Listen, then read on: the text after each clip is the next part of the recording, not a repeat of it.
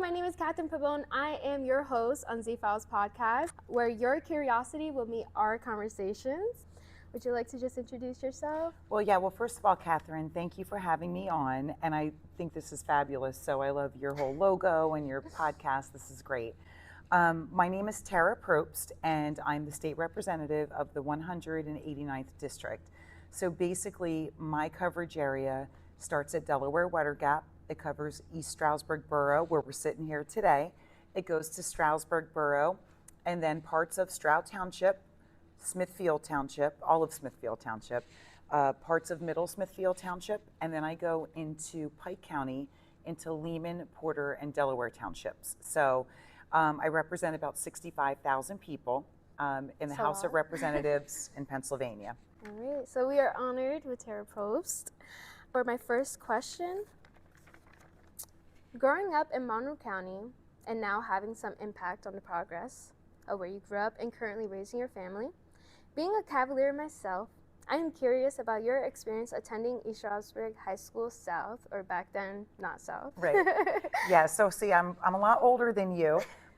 When I went to East Stroudsburg, it was just East Stroudsburg. So even if you lived up in Lehman Township, you had a bus ride that was an hour all the way down to the school. But so my family is from East Stroudsburg. I mean, I'm generations. My grandmother was born and raised in East Stroudsburg, and her mother. So it's a very special place to me. I reside in Stroudsburg now. But being an East Stroudsburg Cavalier was like everything to me. I had 3 older brothers. We were always involved in sports, even as little kids, with the ESYA and the YMCA and summer leagues and things like that. So it's especially important to me because my brothers and I, and my cousin Jean, we were the first generation to graduate high school. So, well, thank you. And, you know, my mom, she was a waitress, a single mom with 4 kids. My grandmother had a 7th grade education. My Aunt Barbara actually went back and got her GED when I think she was in her 40s or 50s. But public school means everything to me. And having an education always makes the next generation better than the last. So my mom was really big on that, and we all graduated high school. My brother Troy passed away when he was 22, but my brother Terry, you know, he was in the United States Air Force and graduated from East Stroudsburg University. My brother Tony was in the United States Air Force, and then he's a sitting judge right now in Chester County. And of course, I graduated from East Stroudsburg High School too. Went to King's College and then have a law degree from Widener University School of Law. And what I really love though is that I'm back home. So I represent my hometown. I represent the town, you know, that raised me basically. So I had a great experience at East Stroudsburg. So you mentioned the importance of public education. There's so many disadvantages of the school system. Our schools can easily fall into the crack of underfunding, teacher shortages, the digital divide, outdated ways of teaching, leaving students a lack of comprehensive learning since the COVID-19 pandemic, which isn't talked about enough, in my opinion, as a young person. And of course, the competition in private schools. What do you believe needs to be done to fix these issues, or overall just better public schooling? Right. So let me just, I mean, there's a lot into that question, and there's different, I have to kind of break it into parts for you, because for the viewers to kind of understand, because a lot of the things that I'm going to tell the viewers, I can pretty much guarantee you people don't know. And for example, our school funding has been pretty much horrific over the last 20 years. So what that means is that in Monroe County, the Basic Education Funding Commission just did an initiative, and they visited schools throughout the Commonwealth. There's 500 school districts. And what they found was what we already knew, is that our school districts are so underfunded in Monroe County. As a matter of fact, we're at the 100th percentile with East Stroudsburg High School, or East Stroudsburg School District, the 99th for Stroudsburg, the 98th for Pocono Mountain, and the 97th for Pleasant Valley. So that's saying that the tax burden on the people that live here is higher per income than any other school district in the state. So I'm summing it up there. So our rents are high here. The taxes are high to fund our schools. And it's not because the schools are wasting money, it's because we only get about 15% from the state, where other school districts throughout our Commonwealth get up to 40% from the state. So it's on the backs of our taxpayers, right? So what Josh Shapiro, the governor, and the Supreme Court of Pennsylvania found was that we are underfunded, and a child's education should not be based on their zip code alone. Yeah. 7 school districts in Pennsylvania sued the GOP, which is the Republican Party, because they weren't funding schools. These 7 school districts, some of them, just so you know, they're in Wilkes-Barre, they're in York. So it's 7 school districts that were severely underfunded. I mean, ceilings were falling down. They don't have Chromebooks. They don't have clean water in their schools. Yeah. And they won. They won in court. And the Supreme Court said, that's right, you have failed your obligation to fund schools. And it's wonderful. So what this Basic Education Commission found is that something we already knew, that we are the worst in the state being funded. Yeah. And so the governor proposed, for example, East Stroudsburg School District is over $50 million. Stroudsburg is around $37 million. That over the next 7 years, they want to make us whole. That means, for example, for Stroudsburg, you know, it's basically $5 million over 7 years, right? Extra in addition, so that we can become whole again. So right now, that has a definite support in the House of Representatives. The Senate probably isn't going to like it because I don't mean to say it this way. They really, you know, haven't really funded education for a long time. And remember, in Pennsylvania, the House and the Senate was run by the Republican Party for nearly 2 decades. Yeah. Kind of the same amount of time we've been underfunded, right? So, and you know, I'm not saying all Republicans feel that way. It just is coincidence. I don't know. Anyway, the House of Representatives now has a 1-person majority as Democrats. So as a Democrat and as being in the House of Representatives, we have been trying to fund these schools all year long. So now, not only has something we want to do, the governor wants to do it, but the Supreme Court says we must do it. So the Basic Education Commission came up with these numbers throughout all 500 school districts, and it was a bipartisan commission. And if it passes, not only are you going to see programs come back to schools, you're going to see relief on the taxpayers, which they have been pleading for. Yeah. And it's just, it has to be done. That's part 1. Part 2 is cyber charter school. So each school district, like East Stroudsburg South or Stroudsburg, Pleasant Valley, Pocono Mountain, really all of them, they have their own cyber program. And when I was in school, that wasn't an issue. You were either homeschooled, you went to a public school, or your parents had money and sent you to a private school. Well, I was, you know, a single mom with 4 kids, so public school was our only option, which I loved. And I wouldn't change that for 1 second. But these cyber charter schools came about in 1997, and Pennsylvania has the worst laws for this, meaning we have more cyber charter schools in our state than any other state in the nation. Like Michigan doesn't even allow it, right? Really? Michigan does not allow corporations to become cyber schools. So when you and your friends are watching TV or watching podcasts, you'll see ads, for example, the Commonwealth Charter School. I've heard of it. The Commonwealth Charter School is corporately owned, with business and people taking taxpayer dollars. So no, I know this is what people don't understand. Yeah. They say they're public education because in 1997, the Republican House and Senate kind of opened it to corporations to get money off of the taxpayers. So our taxpaying dollars funds our schools. Our taxpaying dollars have to fund corporations who also own these schools. So the laws are not the same. So for a traditional brick and mortar school, we have sunshine laws. We have ramifications if your fund balance is too much. It has to go back to the taxpayers. These cyber charter schools do not.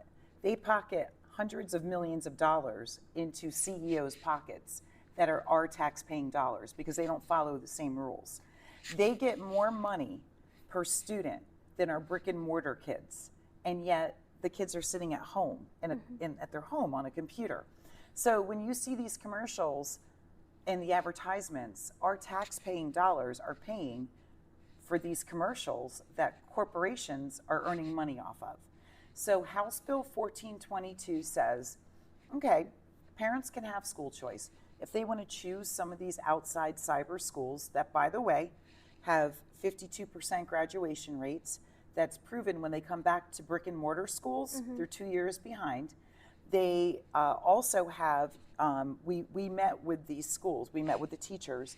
They said that it's really hard because they want to teach, but these kids can go ahead and hit present and you never see their face all day. Yeah. They don't get wellness checks. As a matter of fact, the Capital Star just did an article of a child that was being raped and abused by their parents in a house that was condemned with filth and feces of over 35 animals, and this child was in a cage most of the day. So this cyber school, the parents would go ahead and hit present, and the kid would never be in school all day. Because the government watches to see if the kids go to school, their attendance. Well, your teachers, they see if there's marks on your face. It's maybe the only meal that you get is your breakfast and lunch at school. Yeah. So it's a wellness check. You know, there's people to check on you. So that was really disturbing to me. But anyway, to go back to what I'm saying is that the House Bill 1422 says that's fine if you feel your child should be in cyber school. It's school choice. You can do that. But these kids are only going to get $8,000 per kid, taxpayer dollars to follow them to these cyber schools. Where right now, some of them are getting in excess of 22 to 30,000, and then for special education across the board, they get what's called a tier 3. So if your kid needs a half hour of some reading support, they're getting the same amount of money as a kid in a brick and mortar school that's in the resource room all day, that might be in a wheelchair bound. I mean, it's really lopsided. These laws haven't been changed in over 25 years, and the Republican Party in the House and Senate never even let these bills see the light of day to be voted on. So now as House Democrats, we did. The word is out, and these corporations have been raking our taxpayers over the coals for an excess of 20 plus years, to the tune of over $40 million in Monroe County alone year to year. East Stroudsburg School District is over $9 million a year. Stroudsburg School District is almost $9 million a year that we are writing checks to these corporations. So how's that ethical for? It's not. It's not. So we say, okay, parents, you can have your choice. Your kid can sit at home and learn on the computer. Maybe the kid was bullied. Maybe the kid does better off sitting at home. It's no problem. You still have your school choice. But you also have that choice through your home district. And if you still don't want to do that, you can still go to these outside corporations for schooling. But no, those corporations are not going to take $40 million a year and put in their pockets of our taxpayer dollars. And the Republican Party's against this? Well, here's the good news. When a bill goes to committee, it goes by the majority party, right? So a lot of the Republicans stand with us, but they never got it out of committee because the majority chair never put it out to the committee to vote on. So when we passed House Bill 1422, which was the cyber charter reform, we had 23 Republicans vote with us in the House of Representatives. So it's considered a bipartisan bill. And believe me when I tell you, there were more Republicans that wanted to vote with us, but they said they couldn't. Because if they did, they wouldn't get reelected. This is how scary politics is. Now, but wouldn't the people voting for those Republican candidates? Catherine, here's the thing. I'll never vote because I'm worried about my job. I am going to vote for what is right and what is you should do for your constituents, for the public at large. So I don't have those fears, but some people, maybe it's the best job they'll ever have and they don't want to lose it. But they're not doing right by their school districts, they're not doing right by their constituents and their taxpayers. But that's for them to live with. We're moving forward. It's the most furthest we've gotten in over 20 years, and we're going to continue to fight for public education because it's proven that with good public schools, you've better outcomes in your society, better outcomes in your community. For every dollar invested in a child, you get a $17 return. So doing this will pay back tenfold over the years, and I'm really excited about it. Can I talk about higher education? Because we're sitting here in East Stroudsburg University, ESU. When I was born, it was ESSC, East Stroudsburg State College. Oh, wow, really? Yeah, it turned to ESU in, I think, 1983. You have to excuse me, I have a little cold. The governor also in his budget address wants to make the PASHE system, like East Stroudsburg University, Bloomsburg, you know, your whole state system, more affordable. We are 48th in the nation, 48th in the nation. And that's really pathetic. That's crazy, actually. That's pathetic. So we're second to last. What's last, do you know? I don't. Okay. I really don't. We're second to last in funding higher education. The governor wants to make it so that right now his proposal is families that earn $70,000 a year or less only pay $1,000 a semester for school in the PASHE system. I can't even imagine that. Guess what? When my brother Terry graduated from here in 1988, the state paid 75% of your education and his education as long as you were in state. Now it's only 24%. Oh, yeah, So I know. guess Believe what? me. Again, over the last 20 years, what has happened? Who was running the show? Who stopped funding kids, right? Because, again, an educated community makes for a better society. It should be affordable. Do you know that California still has free state schools and community colleges? California, that is the sacred cow to California, their education system. California on its own has the 6th best economy in the world because they invest in kids. And when we invest in kids in Pennsylvania, which we should be doing, we're the 4th largest state in the United States, that will retain your kids to stay, be entrepreneurs, get better jobs, and be able to thrive where they live and love. What's more important than that, right? Because what do we educate them and then they leave? We want to educate them. We want them to be able to buy a house here. We want to be able for them to start a business here. We want you to be able to thrive here. So investing in education is key. Yeah, especially being able to afford to live where you grew up. Yeah. Right, and even, you know, Joe Biden wanted to eliminate student debt. Yeah. You know that. Yeah, I signed up for it. Yeah, the Republican Congress blocked it. So what did he do? Okay, well, if you're going into public service, people are starting to see their debt being eliminated. He's circumventing around them because he knows it's important. Young adults your age should not be straddled with debt. They should not be strapped down where they can't afford a house, they can't afford a car, they can't afford an apartment. You should be able to have all of that and be able to make low payments on your student loans. When I graduated from college, my student loan was 1.2%. That's it. And I went to a private school, and my 4 years of college was $12,500 student loans. That's it. It's amazing you say that because my brother also went to King's and it was very different for him. It's very expensive. Yeah. So, but this is my point, right? So I got out of college and the world was mine. I had a little student loan, you know, which gave me the opportunity to get a good job where I had an apartment, I saved money, yourself, yeah. I invested in myself, and this is what we need to get back to. It's been too difficult for too long for young adults to really make their mark. And, you know, Joe Biden and Congress and the White House, you know, they've been trying to do it. They've been stopped right now by the Republican House. Joe Biden found a way to say, okay, well, if you're going in the public sector, I can do that. And he has done that. Pennsylvania, Josh Shapiro, our governor, is saying, guess what? I want to make it so that they can afford to go to college and more people have that opportunity. And again, an educated society makes for a better community, and people who are educated, it's a fact, they just do better in life. and everybody should have that opportunity. It should not just be for rich white people. It should be for everybody. And this also can help bring a lot of families out of poverty. I don't have to say this, and it's fact.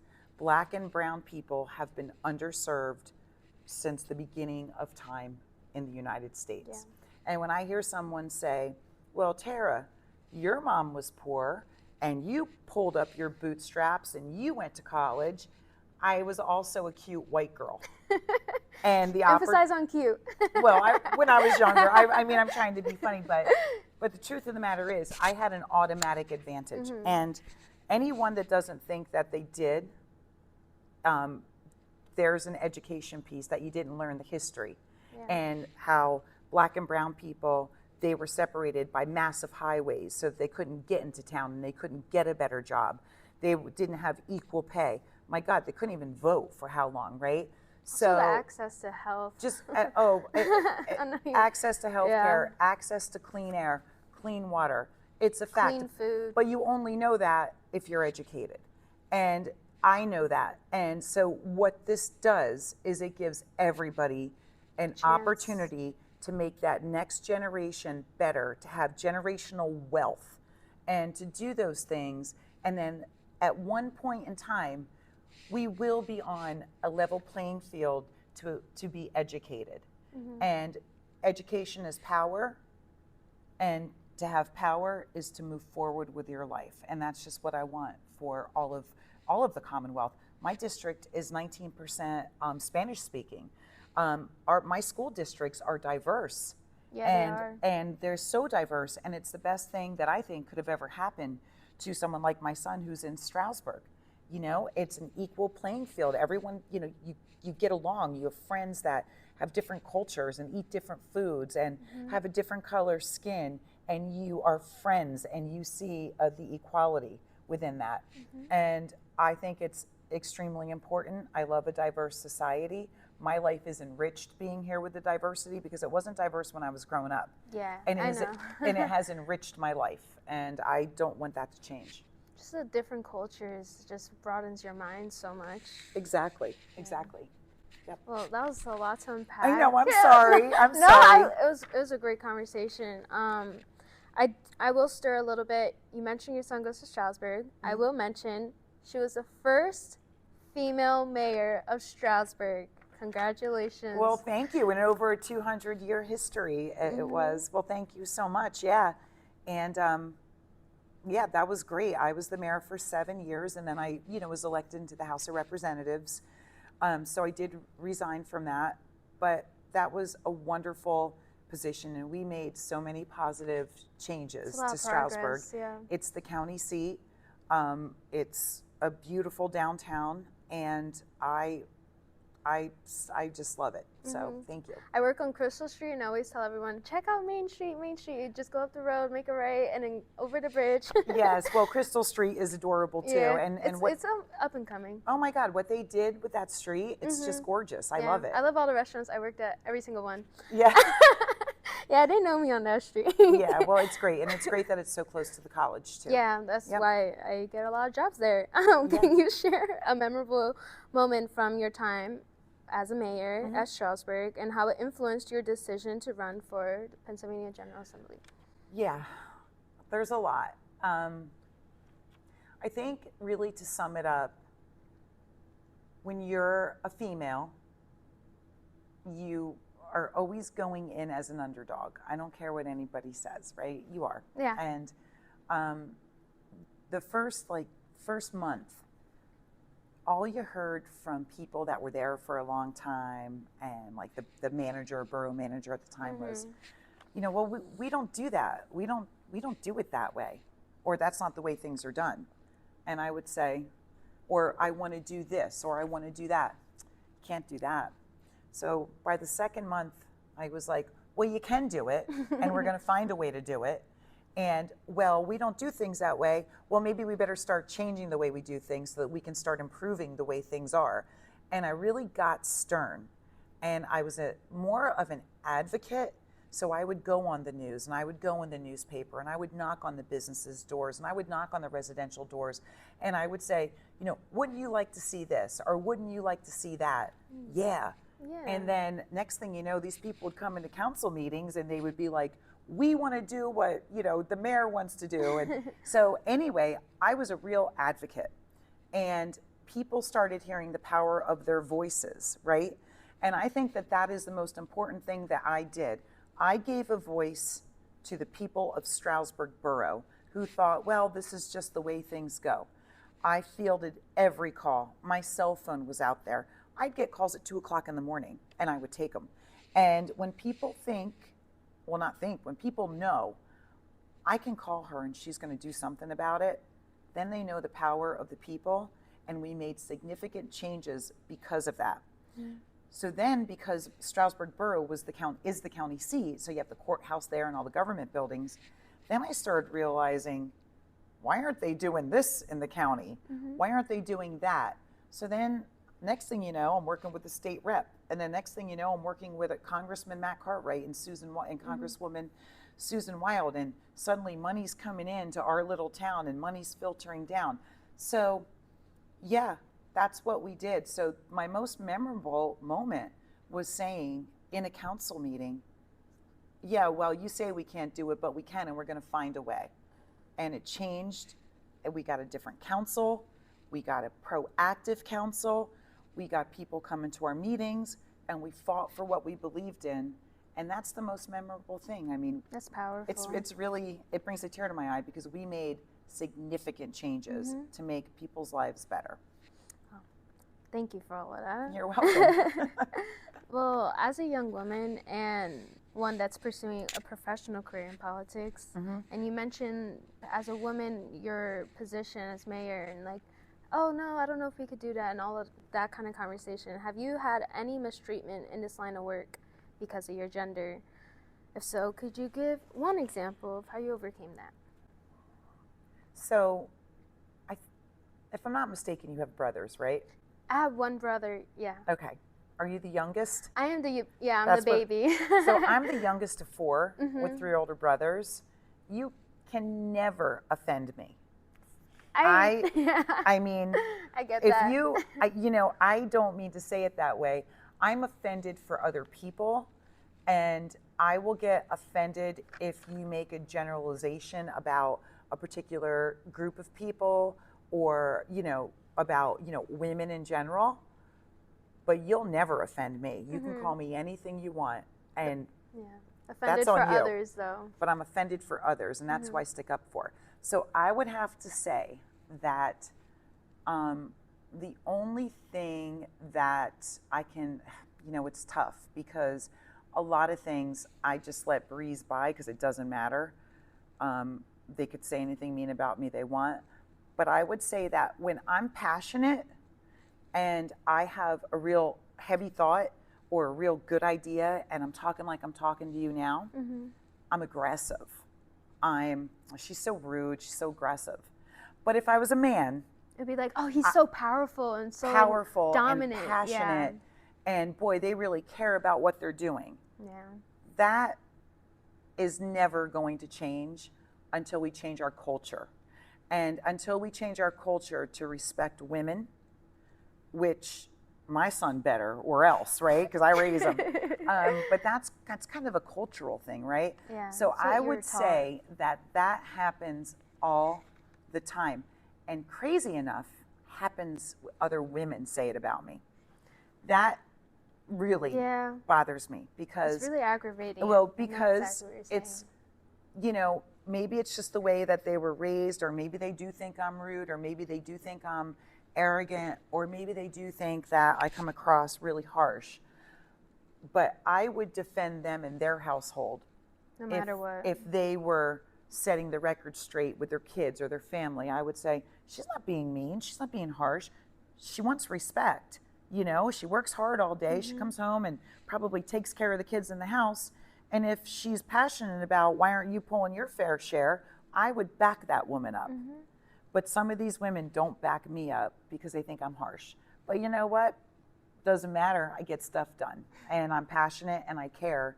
And that's why I'm the right person for this job, because I prove it every single day that I go to work. It's not just like learning that men supporting women, but it's also the lack of women supporting women sometimes. A lot of times. So, but it's okay, every generation, I hope, gets a little bit better than the last. Like, for I think they example, are. your generation, totally different, Yeah.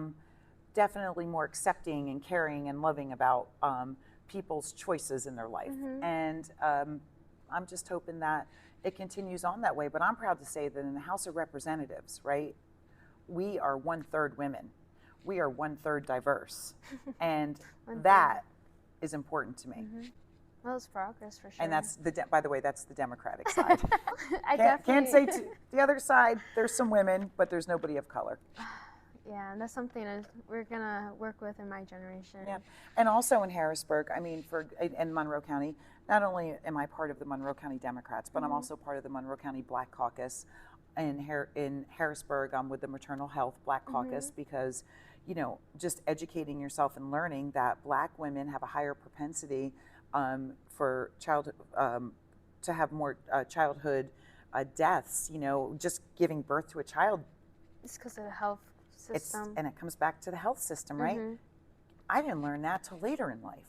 Yeah, for some reason it was something taught way back then that that women of color have more tolerance towards pain, and that's why they weren't given the sedatives. They didn't have access to the health care either, right? Yeah. It's like, I really support diversity, and I support women, and I support women, Black and brown women and women of color, and because they had to work twice as hard as me to get to where they're at, and my respect level is immense for these ladies that it's an honor to work with them. Well, it's an honor to have you here. Oh, thank you.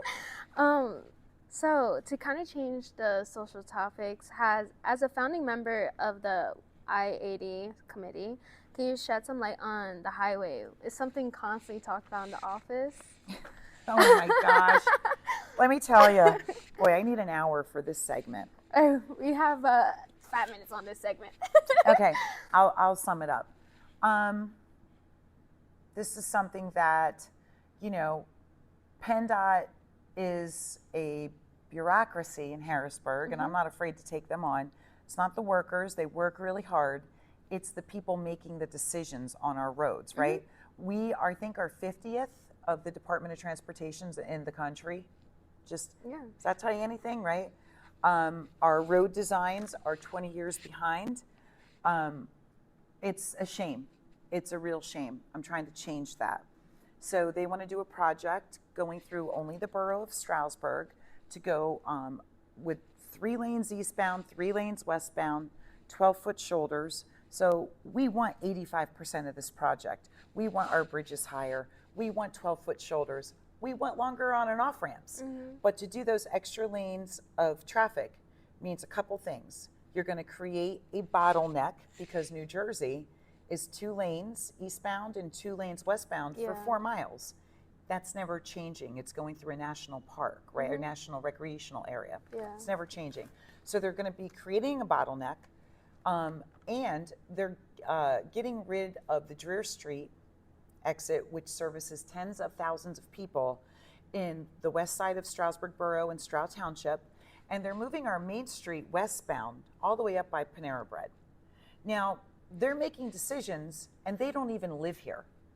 They're making decisions from 2009, which was the last traffic study, when my son was 2, and my son is now driving these highways, right? It's infuriating. And all we're asking is to scale back that extra lane of traffic. We're asking to keep the Dreer Avenue exit. And by doing, well, I know, right? And it's doing this, they're doing a flyover exit, going over our creeks. And let me tell you, you don't understand how exceptional our water is around here. We have exceptional value water. Our quality of water is exceptional. We are so lucky here. We take the first sip before it goes downstream. And we won a court case to keep it that way in 2019. Well, this project, if it's expanded to the ridiculous oversized expansion that they wanted to, is 9,000 yards of concrete going over our pristine creeks and streams. So we've been fighting this for 7 years. I will never give up. PennDOT hasn't done a permit with the Department of Environmental Protection yet. When they do that, it's about a year for the science for them to see if it's going to, what the effects are. And then there's public hearings. And I vowed to my last breath that I will fight this. And PennDOT keeps saying it's a done deal. And it's never a done deal, because the power of the people are behind me. The power of the people are behind our task force. The power of the people are behind scaling this project back. And all I can say is, PennDOT never listened. They never have. They never will. But they've never been taken to task like we're doing. It's a shame, because the Poconos is known for the creeks, known for the nature and the quality. And when you hit the Poconos, you're going to have sound walls. It's going to be a tunnel going through 80. It's ridiculous. And I will fight them. So ESU students, the traffic to get to school is insane. It's going to be a nightmare. Yeah. Yep. So anyway, we want 85% of the project, and we'd like to see that extra money fix Route 611 and 191. So that's our plea and our ask. Well, when I mentioned the highway to people of my in my age group, it's really not talked about. It's not known about. No one does the research about it. So I just thought it would be great to mention it, because it affects everybody. You know what they're going to say? Oh, more lanes better, right? Yeah. No, more lanes does not equal safety. It's actually unsafe when you're coming 1,600 feet down from the top of the mountain into Delaware Water Gap from 3 lanes to 2. It makes people to speed just to slam on their brakes to get over. 3 lanes is ridiculous. And by the way, it's taking away Stroudsburg Borough. It's separating South Stroudsburg to Main Street with sound walls. It's almost like redlining. When I talked about that, they're separating our community. Yeah. Personally, I hate driving the highway, so another road is not going to do it for me. Yeah. I like the 2. Well, thank you for educating. We need more public transportation, and Congressman Cartwright is this close to the train, Amtrak. I'm so excited for that. I just took it to get to Washington. He's like me. I'm fighting this PennDOT project. He has been working on this since day one, and he will never give up either. I was serving, and there was these kids. They're same age as me. She was asking me about college. I was asking her, and I asked her boyfriend what he does, and he says, I work for Amtrak. And I was like, oh, that's great. We're supporting that. Yeah, that's awesome. Yeah. Well, thank you for doing that. As you run for re-election, what are some key issues? Well, you already addressed a lot. Any other issues that you want to address, or just insights on your campaign strategy? I won't steal them. Don't worry. So here's the thing. There's a lot of key issues that we're trying to fix in Pennsylvania, which is the Commonwealth, right? And I supported well over 200 bills. I wrote my own. I have things in committee. But there's over 200 bills that the House of Representatives passed that are still sitting in the Senate right now. Yeah. Easy bills too, such as the Crown Act. The Crown Act, if your viewers don't know, is basically, it's protecting ethnic hair. So in today's world, the natural born hair that you have growing out of your head, you can be told you have to cut, or you can't wear it that way to work here. This is unprofessional. And it's happening right now to a student, I believe, is it Alabama or Arkansas? It was just in the national news. That's ridiculous, right? The Crown Act protects any individual with ethnic hair. Hairstyles as well. It's not just that. I mean, you can't control how the hair you're born with, right? It's DNA. And to say oh, you're going to have to cut off all your hair, or you can't work here, is absolutely insanity in today's day and age, period. Well, right? when that gets pushed, it will definitely trickle down to also people's personal opinions. Because even when I was going to Washington for my internship, my mom, like people were telling me, straighten your hair, you look more professional. So it's really not just. It's not fair. Yeah. It's not fair. And then you're putting heat damage. And guess what? You're beautiful and your hair is beautiful and you should be able to wear it the way you want. And the Crown Act is sitting in the Senate. Shouldn't that be an easy bill, bipartisan bill to pass, right? Yeah. Was bipartisan in the House. We had a lot of Republicans vote with us on that. Another bill that's so easy to pass that's sitting in the Senate, the equality bill. You can still be fired for being gay in Pennsylvania. Really? Mm-hmm. I thought that was like discrimination. It is, right? But the LGBTQ is not included. So anyway, sitting in the Senate. Another easy bill that's sitting in the Senate that you would think, this is a no-brainer. The cost of living adjustment for senior citizens. Seniors are, being forced out of their homes because of taxes. There are some senior citizens that were school teachers and public servants that have not had a raise since the 1990s. Yeah. Right? Cost of living adjustment. You would think that'd be an easy one to help out your seniors, right? We hear a lot about that in the office. Sitting in the Senate. Yeah. I have passed bills that help seniors, that help preschool, to help fund our preschools so that parents can work. We have a workforce shortage right now. Yeah. And we also have the lowest unemployment rate right now. Number one, the lowest unemployment rate in the United States. But in the United States, the lowest unemployment rate we've had in years. And we also, same for Pennsylvania, and everyone's saying, oh, nobody wants to work. Well, that's not true. We have a low unemployment rate. We need workforce. The problem is that when you have small children and your daycare and your preschool costs more than what you're bringing home, you got to stay home with your kids. Mm-hmm. So again, every dollar invested in a child brings a $17 return, proven, factual. We need to invest in early childhood education and childcare so that mom and dad can actually go to work. Mm-hmm. They want to work. They can't afford to work. It's even a bigger issue for single moms and single dads. Thank you. My mom was a waitress. My grandmother lived with us. And then when she moved in with my Aunt Barb, we were always like, a couple blocks away. So I was fortunate that I had family surrounded by me. Village. How many families don't? I had my village. And these things are really, really important. And you would think, again, sitting in the Senate, safe staffing for hospitals so that nurses can actually take care of their patients and not be overworked and not have too many patients, right? My sister's a nurse. Well, right. Guess what? Safe staffing, sitting in the Senate. Mm-hmm. Union bills to make sure that there's safeguards in the workplace, right? Sitting in the Senate. I mean, it's crazy because a lot of blue collar workers are Republican. Well, and this stuff is sitting in the Senate. But here's my point. These are no-brainers that you would think bipartisan. Why aren't they passing it? There's things, for example, my bills that I signed on to, protecting a woman's right to her body at all costs, protecting the doctors that perform abortions, protecting out-of-state women that have to come to our state for an abortion because their state doesn't allow it. I will protect a woman's right to her body at all times, at all costs, no questions asked, right?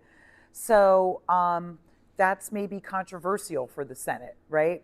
So maybe they're not going to take that up. But some of these other bills that affect everybody, I just don't understand it, why they're not taking them up. Make it easy pass. Right. So Governor Shapiro's budget for 2024-2025 invests in kids, invests in seniors, invests in schools, invests in people, invests in roads, invests in Commonwealth, supports recreational marijuana, invests in upping the minimum wage to $15 an hour, right? So that people aren't leaving our state to earn a living; they stay in our state to earn a living. A lot of the work in New York. Yeah. He does all of this, all of it, and we still have an $11 billion surplus, and the Senate's squawking about it. So we're just going to keep fighting, you guys. We're going to keep fighting, and we're going to keep fighting to give this money back to the taxpayers and invest in them so that their lives will be better. And I'm telling you, I just won't stop. A lot of it is the voters, it's the constituents, it's going out there and voting for what needs to be done, who's going to be able to do that. And well, and I want to say something like I'm on a state level, but I just want to say something about the national level if I could. yeah, I do not want to hear about Joe Biden's age. And I want to tell you why. Joe Biden has been around the block. Joe Biden, in the 3 years he's been in office, brought back better paying jobs, the CHIP Act, so that all the chips that are in our cars and automobiles are made in the United States and not Taiwan. He brought Build Back Better for the infrastructure bill so that we can do things like Matt Cartwright's and Amtrak's train and public transportation and roads. there's been a lot of infrastructure, Right. for sure. Student loan debt relief, right? And more importantly, if you're rich, the stock market's the best it's been since, is record highs. Record highs. Unemployment is at record lows. The jobs, every time you look at his the gross national product, exceeded what anyone thought. He did a great job. And when you vote for a president, right, you want to vote for someone that has a cabinet around them that are going to keep pressing for these type of initiatives.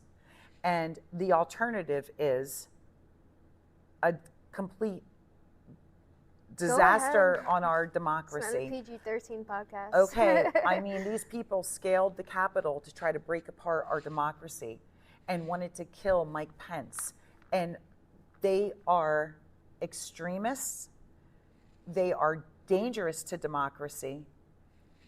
And this is the type of things, this type of propaganda that's put out there is exactly how Hitler and Mussolini were brought to power. And do not let history repeat itself. And when, he says that, oh, black people love me because of my mugshot, he said it. He said it.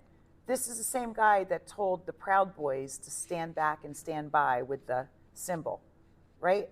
This is the same person that in South Carolina, when the black church was shot up, that there's good people on both sides. This is Donald Trump. And also said, grab a woman by her. Right. This is a guy that has no problem telling you who he is, and yet people still don't believe it. So a lot of it is ignorance and not informed correctly. It's honestly... It's scary. Yeah. It's very scary to me. And so if you don't vote for Joe Biden, you are voting for Donald Trump, and he will get back in office. And it's very scary. Look what when people didn't vote for Hillary Clinton and Donald Trump got in. Well, let me correct the record here. 3 million more people did vote for Hillary Clinton, but because of our electoral college, 60,000 people decided that election between Michigan, Pennsylvania, and Wisconsin, right? So look at the Supreme Court we got. He handpicked the Republican Supreme Court that took away a woman's right to her body. This same Supreme Court took away affirmative action so that black and brown people don't have an equal playing field to get into colleges and get jobs, right? Affirmative action. This Supreme Court basically took away the rights of, said that if you're gay, this person doesn't have to marry you. This is the Supreme Court and the judges that he put on. Hillary was on there, those judges would have never got confirmed. Roe v. Wade would still be intact. Affirmative action would still be intact. The right of, same-sex marriage would never be on the chopping block. So he got into office, he put these judges in, and it's the first time in over 265 years that rights have been taken away from us. And people have to realize that when they say Joe Biden's too old. Well, Donald Trump is 2.5 years younger than him, 3 years younger than him, and he can't even remember his wife's name. He called her Mercedes the other day. And by the way, where's his daughter and his wife? They're not with him on the campaign trail. He's a maniac. And a vote, not voting for Joe Biden, is a vote for a maniac. And let me tell you, for young voters out there, there was Hitler, there was Mussolini, honestly, it happens even now. Look at the Hamas. Look how they became into power. It's propaganda. Follow us. We'll take care of you. And then they don't. And I do not want this to happen. And we were this close on January 6th from Donald Trump happy that the Capitol was under attack. It was insanity. And if you think it's funny or it's normal, then shame on you. You know, in 2020, Biden being elected in office was a really huge turnout from Generation Z voting and actually going out there and voting. So when people think their vote doesn't matter, people think their voice doesn't matter, you can make a huge turnout for every vote for a matters. candidate, Every yeah. vote matters. I won my first election as mayor by 33 votes. So basically, you know, I mean, if 17 people decided they weren't going to vote that day, Yeah. I wouldn't be where I am today. You know what I mean? Yeah, for sure. So That was my whole point of this podcast, is to educate and to have real conversations like this, because there's so much informant in like media and so many different like perspectives, and someone saying this, someone saying that, but to hear from like an actual candidate, to hear someone from actual politics. yeah, and I really want to be clear. I have friends who are Republicans. They're Yeah. wonderful people. We get along. And most of my Republican friends, we might agree on most things. We maybe disagree on 2 or 3 things. I think that that is normal in life, right? You're married, you have a boyfriend, you have a girlfriend, you have kids. You got to make compromises every day. And you're never going to agree on 100% of everything. So I have no problem working like that. You know, we funded schools last year, record highs in the last 20 years, still wasn't enough. We didn't get what we wanted, but the Senate gave more than they wanted. So we had a compromise in the middle. Yeah. Things can happen. But there's a movement, and it's that MAGA movement, that's dangerous to the Republican Party. And that's all I'm saying. Republicans are good people. We might have different ideologies on things, but I'm telling you, for the most part, most people want the same things. They want a safe community. Yeah. They want, an educated community. They want a good quality of life. And most people, if you had a scale of 1 through 10, right? Most people fall between maybe 3.5, 4 to 6.5, 7. You know what I mean? Like right in the middle. Yeah. We work together. It's fringe extremists on each side. On each side that kind of make it very difficult. And I would compromise on bills. Right. And as I'm a social liberal, there's hands down, I'm a social liberal.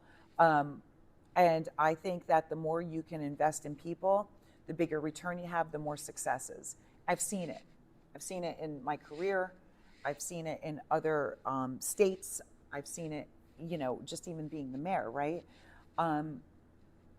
So I just think, though, when you mock democracy and you don't think you think democracy is always going to be there, it could be taken away. Then you need to go back and look at history. It could be taken away like that. And I don't know about really you. Important. I don't know about you. I don't want a dictator or a king.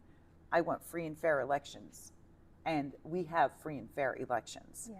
And just because your party lost doesn't mean, the other team cheated. You lost, So anyway, that's that. I just want to be clear. I'm not a Republican hater at all. I'm giving you facts on Pennsylvania, how things have rolled out, how they've been voted on, how the changes have been made. And I do want to say with all of my heart that I have so many friends, even on the other side of the aisle, that we talk, we laugh, we agree on things. So it's not a complete divide. I just want to say that. Yeah, as a young journalist, I remain nonpartisan, but everything you're saying, the facts are there. You can't disagree with facts. Right. Agree with a lot of what you're saying. Right. It's important to talk about it. Right. And there's a lot of really great Republicans that are in Congress right now in Washington, D.C., that can't say anything because if they do, Donald Trump will have them out. You know what I mean? Yeah. First of all, I say grow a set. You know what I mean? Like, I'm sorry. Look, I mean, I'm not a fan of Nikki Haley's policies. I'm not. But I respect her as a human being. I respect that she's going after a corrupt man. And we don't agree on a lot of stuff, Nikki I Haley don't and agree I. on that 70. Listen, we don't agree on a lot of things, but I can tell you, I still have respect for her. For sure. And I think that she's someone that would be willing to work together. Donald Trump, he's on a revenge tour. And by the way, he's going broke. So I love when people, write checks to him and give him money. It's going towards his legal bills. Shoes now. I know. It's going towards his legal bills and everything else. It's a mess. But you know what? It is what it is. I don't ever want to see another human being come up like him and think that that's normal, because it's not. Yeah. It's not normal. History tells it. And well, yeah. That's a great wrap up. Seriously, there's so much to unpack, so much for people to do their own personal research to take from our conversation. Yeah. But last but not least, if you had to describe yourself in 3 adjectives, just 3 adjectives, what would you choose? This is one of my personal Katie questions I love to ask people. Okay, I would say I'm alert. Alert? Interesting. Yeah. I've never heard someone say that. I'm alert. I know what's going on around my surroundings. It's important. I'm responsive. Responsive? Because there's nothing worse than being on hold or someone's not calling you back. That I have to be ultra responsive, because I don't want people to ever feel the way I get when I'm not responded to. And I'm trying to think. There's a last one. You have to have a great one. Dedicated. Dedicated? Yeah. You have a lot of passion into you. Yep. Those are, I guess, 3. Those are really great ones. I've truly never heard anyone say alert or responsive. Yeah. It's always I'm funny. Yeah. I mean, I think I'm funny, but that doesn't mean anybody else that does. Could be 4th or 5th. Yeah. Well, thank you so much. Today, I was honored to have Tarah Probst, my first interview on Z-Files podcast. There was so much, again, to unpack. Take from this, do your own research. Politics is so important. Our democracy is so important. It's so important to be educated. And your generation is our future. So I am counting on you. So I'm not me alone. There's a cameraman over there. I know. I'm counting on all of you. But thanks for having me. I'm honored to be your first guest. Thank you so much.